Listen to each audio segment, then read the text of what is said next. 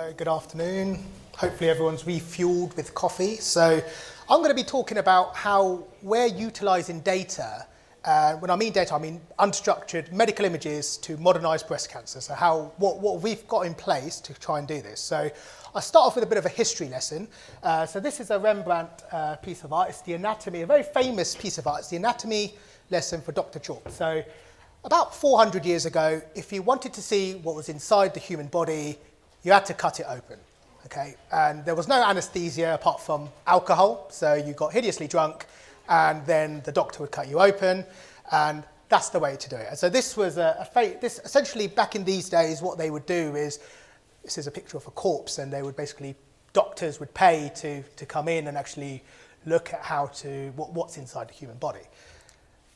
About 250 years later, a very clever man, Wilhelm Röntgen, discovered the X-ray. It's a game changer, basically. Yeah. So I'm really happy because I don't have to get cut open without any anaesthetic now. And so he got awarded the first Nobel Prize in physics. And essentially, we now have a non-invasive way to look inside the human body. And he was very keen on some self-experimentation. So he used to do a lot of X-ray testing just on himself and his wife. He paid the price a bit later on. So today we live in a multispectral world, okay? So, we can have an X-ray, and I'm just using kind of head scans here just to kind of show what we can do. So we can have a look at a single snapshot, we can look at broken bones, we can do 3D images with CT scans, we can look at soft tissue with magnetic resonance imaging, MRI, or we can even look at localization of tumours. So, we can have a radioisotope, like some sort of a radio-labeled sugar, and then that's going to localize to fast metabolizing cells, which should be cancer cells, and we can actually image that. So image data is big, okay? So, I wouldn't say what we're doing is what I would say is always big, and people always say this, but the idea is to utilize image data just in the UK is big, okay? The average hospital roughly holds around a petabyte of patient data. 80% of it is unstructured, yeah? CTs, X-rays, MRIs. Medical imaging archives are growing 30 to 40% a year. So we want to utilize this, right? Just looking at some data, this is a graph just showing the number of radiological examinations in England, okay, by year. And we can see there's a rapid growth over the years of the number of X-rays, MRIs, and CT scans that are happening. So we have about 40 million examinations in 2013, 2014. Data gets released quite late when I have to collate it all. And the biggest growth is actually in the really heavy memory-based imaging examinations, so the MRIs and CTs, so several gigs of data here. I'm going to be talking about breast cancer. So this is just a plot showing the total number of women who are screened in England. So we screen over 2 million women in NHS England, and that's increasing each year. That's basically due to improved compliance, longer life expectancy, and actually reduction in the rate in which they do screening. So what's our motivation? So when a scan is done, most of this images and data is utilised within the first few days of the examination, and then it's never used again. Okay, it's just stored on a database for 10 years or even longer. And this information actually contains valuable data on normal and disease anatomy. And that's just not tapped, basically. And what we want to do is to be able to securely collect both processed and unprocessed data, which we can then use for research, okay? So this would initiate many research-based applications, and I'm going to talk about these throughout the talk. Okay, but the problem is, traditionally, systematic collection of data from different NHS sites is a daunting prospect, okay? The problem you have is each hospital works as a separate business, essentially. They have different IT departments, they have different legal teams, they have different ethical people who do the ethical kind of information guidance. You have different companies from India to China who do their firewall. So if you actually wanted to go into a company and try and get their data, or go to a hospital, try and get data, you've got to go through a load of hurdles. It's quite a daunting task. There's no way of actually properly securing the data and bringing it over, anonymizing the data, and I can go on for a while, okay? And this lack of procedure is a risk, okay? Proper identification to actually get the right patients that you want for the images for, to pseudonymize them, to transfer them securely into a central location is not a trivial task. So I'm going to talk about what we tried to do. So we created a centralised mammography image database. I'll tell you why we focused on mammography. So our challenges were we wanted to collect medical images, so mammograms, with associated data and annotation for research, okay? And the annotation and associated data are the key, because what tends to happen is you can just have an image, but you want to know, if you're looking for a malignant cancer, you want to know where the cancer is, okay? Currently, within the way the clinics work, is they'll just draw it on a bit of paper and that's stored in a filing system. So we need to try and digitize that. We wanted to collect large numbers of fully representative cases, so cases from different manufacturers, cases from different types of people, looking at the different stages within the screening process. And so to do this, you need to have automation. We wanted experts to provide annotations and ground truth to tell us where the cancers are, tell us more information about, so, you know, put metadata on top of the images.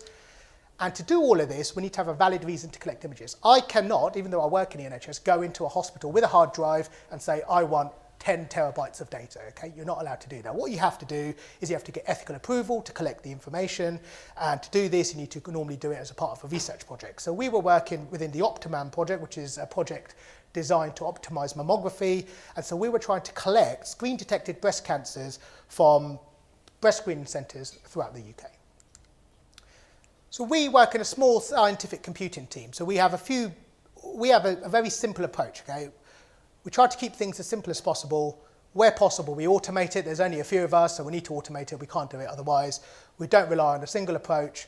We try to make everything cloud-based, web deployable, and we're never scared to write bespoke software. We don't always rely on commercial.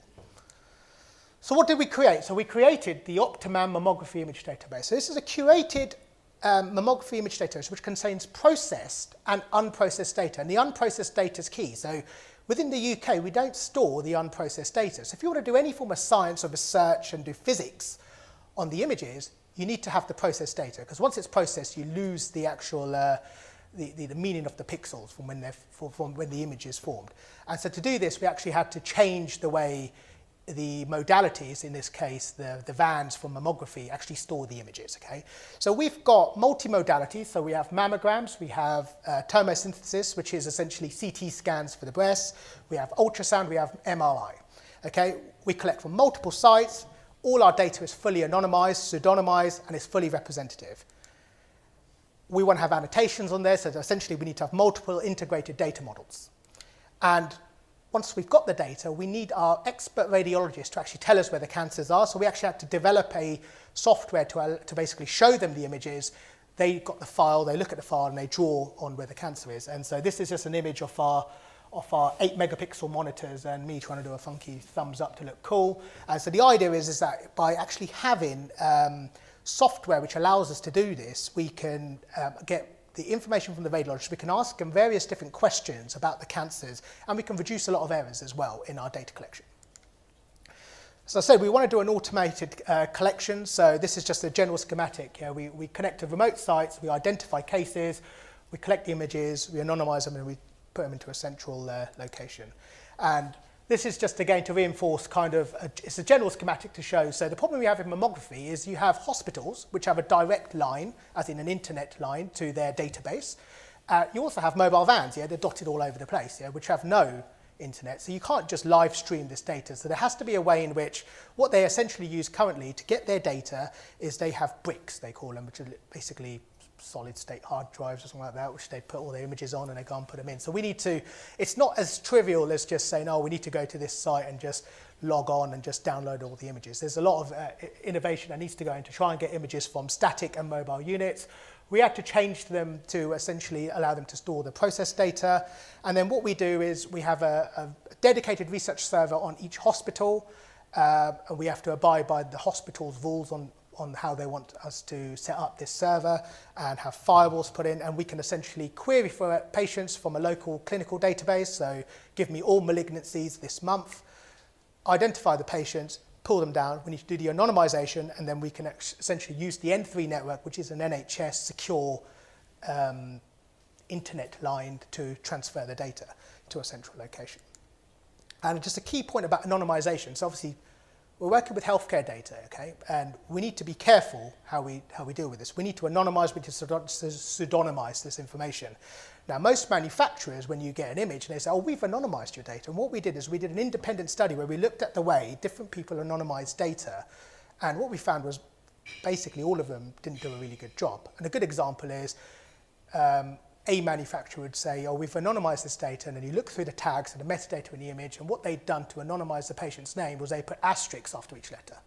So it's not really anonymisation. So we actually developed our own pseudonymisation tool to actually do this. And the reason why we need to pseudonymise is because we need our radiologists to mark the images. When I mean by marking, they need to annotate where the cancer is. So they need to know which the patient is. So what we have is we have a lookup at the local hospital, which basically links back to the NHS number, but anything stored off-site would be fully encrypted, so there's no way, it's fully anonymised, so we wouldn't be able to actually get back from the outside. And by doing all this, we've got given ethical approval to collect this data and to actually share it. So all the data that we collect, we're actually allowed to share it with anyone who wants to do research on our information. And that's a big thing. That doesn't really happen in many countries. So what does it contain? Okay, so the blue line just shows the total number of images we've got. The red line shows the number of malignant and benign and normal images, and the green line is just showing our normal collection. And the data set is small, yeah? So 6,000 patients. But actually, this contains probably 200 to 300,000 images, because just because a patient could have multiple sets of images. If you have someone who's 70 and they've been going screening for multiple years, they're going to have quite a lot of different episodes of images. So when we first started doing this, we were just doing manual collection, and as you can see, our collections ramped up as we've obviously automated, so as the project's got off, yeah? So these little triangles, what these are very special things. These are called interval cancers, and they're of great importance within screening. So what an interval cancer is, so within the UK, we have screening every 3 years. So you come in for screening in 2010, then you come to screening in 2013 and 2016. What happens quite often is someone might develop a cancer between that screening cycle. That's called an interval cancer, and we can collect this information. We've been collecting for around over 5.5 years, and so what we have is about a year and a half ago we got to a nice step, and I'll go on about this, so we can now collect sequential images. So I'll talk about what sequential image is. So what a sequential image is, so an existing case in our database, so we have a normal case, so this is a patient who essentially the radiologist has not seen a cancer in, we have a benign case, we have a malignant case. So the sequential case is the next screening episode, okay? So 3 years later, so we collect something in 2010, 3 years later, what is their images.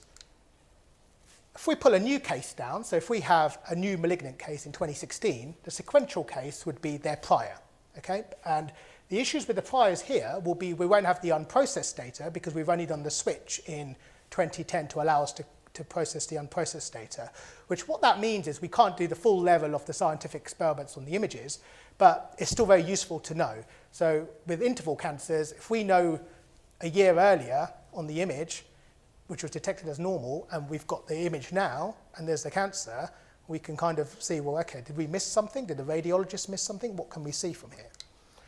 And the last thing I wanted to talk about was normal collection. So I couldn't update this plot just in time for the talk, but the idea of normal collection is we want to be statistically relevant. So with normals, every time we pull out an image, which is a malignancy, we can actually go back and get the screen either side of that case. So we would have a patient who was a routine recall, which is a normal, you might have a malignancy and you'd have another one. So that way, if there's an error on the machine, we're able to counteract that because we're going to have images on either side. And so actually this isn't representative because I think the number of cases that we have in our database is around 10,000 now because we've got so many normals and we're going to need them for some of the research we're going to do later on.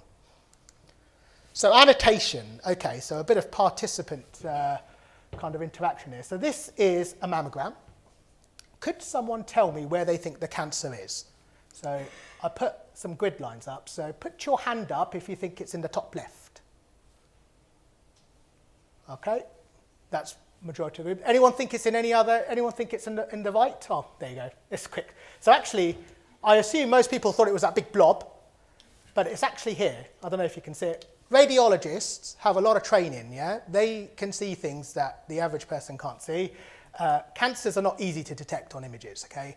And this is the reason why we need to have expert annotation, okay? So we have 8 megapixel monitors. They cost about £20,000. We have special software, which obviously these images are not standard images. Yeah, they're much bigger, so we have to have special ways in which we're going to display these to the radiologists, and they're able to detect the cancers. And the other issue is that the image doesn't just have the cancer, so there can be many other things that we can pull out from the images, and the radiologist can actually mark up a lot of these other features. There could be calcifications, there could be benign lesions, and many more. And so the main challenge with image data is that it's not just collecting it, but it's high dimensional, it's complex here, and to actually extract kind of relevant features from images is actually a daunting task. But we try to do it, okay? So within our data set, we have, as I said, expert annotated metadata. So we have software which allows the radiologist to answer various questions, the size of the lesion, the conjugate purity, if it's got focal asymmetry, if it's a mass, and so forth, is it spiculated. We can also get the clinical data. Because we're querying, we have to query local databases to pull out information to actually find out if it's a malignant case, because most of the database is going to be full of normals otherwise. Yeah? We need to actually get our cancers out. So we can actually get quite a lot of information about expression levels. We can find out about a little bit of genetics. We can know about when the surgery was done and so forth. Okay? And also we can do calculated data. This is feature extraction. So this is CAD. So essentially, we can predict what a computer would think where the mass is. We can do various other statistics on the image, and we also do our own calculated data as well. So feature extraction or quantitative imaging features, whatever you want to call it. We can have first order features, we can have second order features, which is essentially looking at neighborhood intensities. And the problem that we have is most libraries, they work on 8-bit images, okay? But medical images, they can be 16-bit, 10-bit, 12-bit. So we actually have to write our own image processing libraries to actually do very simple things which people can do on standard images. And we can get all this information, we can actually stick it all into a database, okay? We don't use Hadoop yet, we can actually put it all into a relational database at the moment. Regarding calculated features, we have 285 imaging features calculated for each image or region of interest. That's just the box or the circle where the cancer is. We can work out features based on just dense tissue. We can work out features on the parenchyma. We can work it out on various things. So we have over 100 million different features and descriptors within the database, which can instead of just showing someone an image, we can show them numbers, essentially. So this is what this image looks like based on these numbers. So to recap, we have image data, we have expert-defined ground truths, we have CAD predictions, image features and textures, and clinical and pathological data, and I say genomics. So the holy grail is to try and link genomics up with this, but it's very difficult to do. We're trying to work in this area, and I'll talk about it a bit later, but with projects like the 100 Genome Project, where you're getting images, you're getting genomics data as well, the idea is we can twin this information together. So now we have the images, we have the infrastructure to collect the images. How do we use them? So a good assessment. So this was a very quick study that we did. So we wanted to do an early assessment of molecular subtypes for breast cancer. There's 4 common subtypes of breast cancer, and they're defined by the level of expression of hormone. Okay, so ER or PR. So we were essentially able to look at the RI, so the region of interest for the cancer. We're able to do our feature extraction. It's already done in the pipeline. It's automated. As soon as we collect the image, we can calculate the features. And we built a multi-class supervised classification system to essentially allow us to predict if it would be luminal A, B, HER2, or triple negative. And the reason why this is important is because certain breast cancer drugs only work on certain molecular subtypes. Okay, so forgotten the name, but the most famous breast cancer drug, which is on the market now, only works on triple negative. So there's no point testing it on a patient with luminal A. Right? It's not going to work. Let's talk about interval cancers. So we've actually got an entire separate project now on interval cancer. Okay, so what interval cancers are cancers which happen between the screening levels. Back in the day when it was not digital, we didn't have digital images, they had film. Expert radiologists from around the country would come and look at all the film, and they would come up with why these aren't being detected during screening. Are they missing something? They can't do that now, actually. For the last couple of years, we've been putting it on paper. It doesn't work. So using our software and using our ability to push this information and push the images to all over the country, we're able to actually conduct studies where we can get people to look at the images and to basically see, well, actually, this is where the cancer is. This is where, can we see something in the normal image? Image perception studies. So we work with a lot of physicists. We work in a medical physics department. And so the physicists actually can take, because we've got the raw data for our images, they can put fake cancers into the image, and we can see if radiologists can tell the difference between fake cancers and real cancers. We can process the images in various different ways, because actually the way the image is processed has a massive impact on the cancer detection rate. Different manufacturers use different proprietary processing algorithms, okay? So to be able to understand what works and what doesn't work and what impact it has on a large scale, you need to have a large database of images to do this. And I want to talk about a little bit, it's called radiomics. So the idea is of linking genomics data with imaging data. So we can try and link these together. We know where our ROI is, which is the image up on the bottom left. We can link this with genetic data. We can pull out features, we can aggregate, we can mine, we can build models, and there's been a lot of literature where people are actually predicting survival based on drug treatment, just using image data and the features. And finally, what we have is very unique. There is not a database in the world which has this much data, which has got this level of annotation and curation in there. Yeah? So we get people from all over the world asking us for access to the data. What's so unique about it is we have these sequential events. So these are multiple episodes where people have actually had no cancers, and then they end up with a cancer. And so what we can do is we can build profiles on a normal patient, so someone who's never going to get a cancer. We can build profiles on someone who's likely to get a cancer a lot quicker. And the idea is we can then say, well, actually, you need to come in. The first time you come in for screening, we can say, well, you're a high-risk patient. You need to come in for screening every year because you've got a high risk based on our model. You're a low risk, don't come for 10 years, don't have any radiation, okay? Or come for MRI. You're high risk, come for MRI. MRI is very expensive. It takes a lot longer. It's not in the screening, yeah? It's done in the States. It's not done over here. If you're at high risk, so if you have a family history of it, you can have MRI. So the current utilisation is just a summary. I'm running short on time, so I'll just leave this. But essentially, we have many projects spun off on the back of collecting and centralising imaging data. We have a mandate to share our data, so if anyone was ever interested in getting access to our images and data, please contact us. Is there any questions?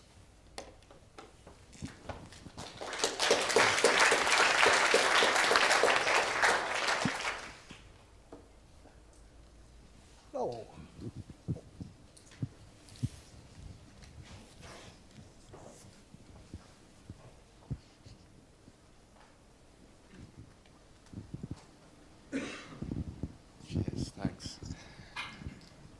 So I was just wondering if there was any, I'm not sure if you know this, but if there's any plans to sort of introduce crowdsourcing in terms of being able to increase detection rates with breast cancer, because in the world of brain imaging, there's a lot of organizations who provide their data completely open source, and a lot of the the imaging companies are providing their data open source, and it just seems like a smart. We do have ambitions to do this. So have you heard of Citizen Science, which is a CR? So we are actually working with them to basically display some of our images on their platform to members of the public, to maybe not look at cancer detection, but other things. So for example, how when we put our fake cancers into things, to actually sometimes it's all automated, yeah. So they just look really bad sometimes, and sometimes they don't. So it's a way of us to use the crowdsourcing to actually try and detect things which look normal and which look abnormal.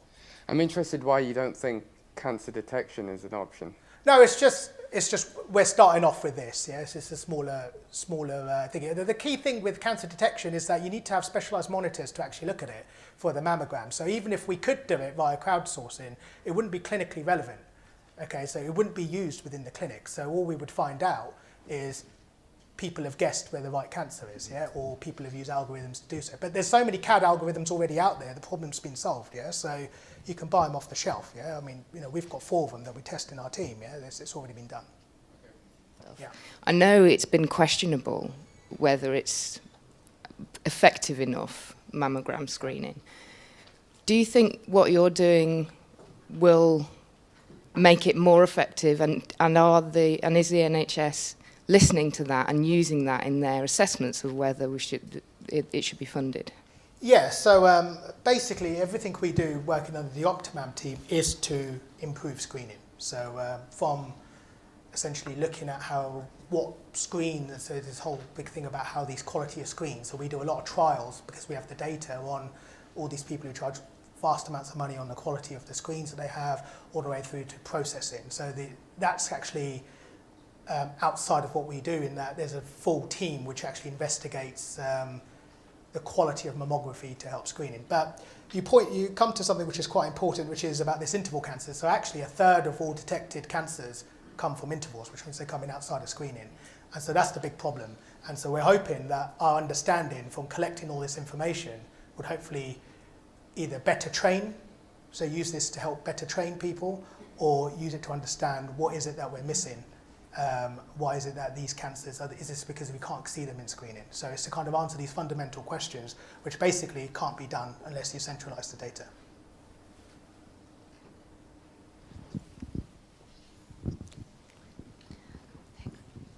Hello. Actually, there's two questions. First one, the goal here is to predict cancer even if the radiologist doesn't see it. And the second one, have you making other machine learning projects to predict other diseases too, or only breast cancer? So the goal is not to replace the radiologist. So the goal is to see if we can profile people. So the goal was to get a centralized data source, but one of the applications of having all this data at our fingertips is we can try and help drive more efficiencies within screening, okay? So we can try and see if we can predict high-risk patients and low-risk patients. That's never been done before. Regarding, so I definitely want to work on other cancers. However, you need to get the ethical approval to collect the data. So we do a little bit of work with our radiotherapy department within one hospital, but the data you get from one hospital will never be enough, because certain cancers can be so niche that you need to be able to collect from all over the country to actually be able to get enough data to be statistically to be relevant. But the goal is to do this, and we have the know-how and the technology to actually be able to collect it from all over the NHS.